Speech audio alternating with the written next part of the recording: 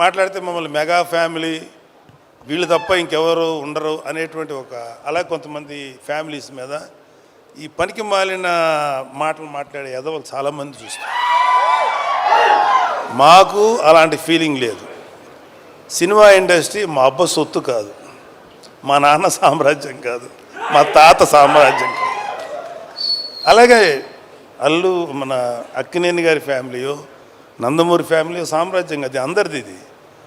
So ఇవాళ అడవిశేషు గారు లేకపోతే ఎంతోమంది యంగ్స్టర్స్ ఫిల్మీ ఫ్యామిలీ సంబంధం లేకుండా దే ప్రూవ్డ్ వాళ్ళకి ఎవరు అడ్డం వచ్చారు, వాళ్ళ టాలెంట్స్ వాళ్ళు పైకి వచ్చారు. ఏమో ఇప్పుడు ఈ కుర్రాళ్ళల్లో ఎవరు ఏ రేంజ్కి వెళ్తారో ఎవరు ఊహించను కూడా ఊహించలేరు. ఏమో ఎంత గొప్పగా వెళ్తారు. ఎందుకంటే ఇవాళ ఒక సినిమాలే కాదు, ఎన్నో ఓటీటీ ప్లాట్ఫామ్స్ ఉన్నాయి. వాటిలో దేంట్లో వచ్చినా అద్భుతమైన పేరు వస్తుంది. సో ప్రతి వాళ్ళు ఫస్ట్ ఏంటంటే ఒక మంచి కంటెంట్ ఉన్న సినిమాకి, కథ ఉన్న సినిమాకి ట్రై చేయండి.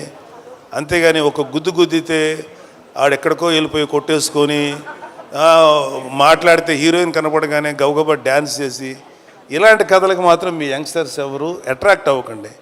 కంటెంట్ ఏంటో చూడండి. ఆ విషయంలో నాకు శేషు నచ్చుతాడు అండ్ వరుణ్ బాబు నచ్చుతాడు. ఈ మధ్యన మా తేజు నచ్చుతున్నాడు.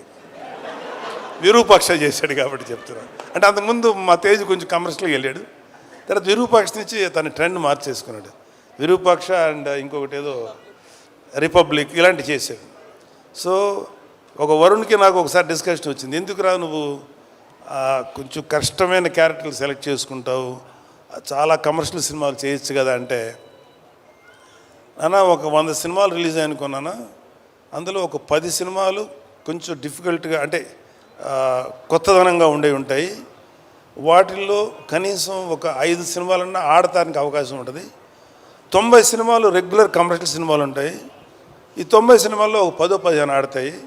మరి ఎక్కువ ఆడుతున్నాయి కదా అన్న, కానీ రేషియో చూసుకున్నాను 90లో 10 ఆడతాయి, ఇక్కడ 10లో 5 ఆడతాయి. కాబట్టి ఎప్పుడు కూడా ఒక కొత్తదనం కోసం వెళ్తేనే యాక్సెప్ట్ చేస్తారని చెప్పి, అది నాకు చిన్నవాడైనా వాడిచ్చిన రియలైజేషన్.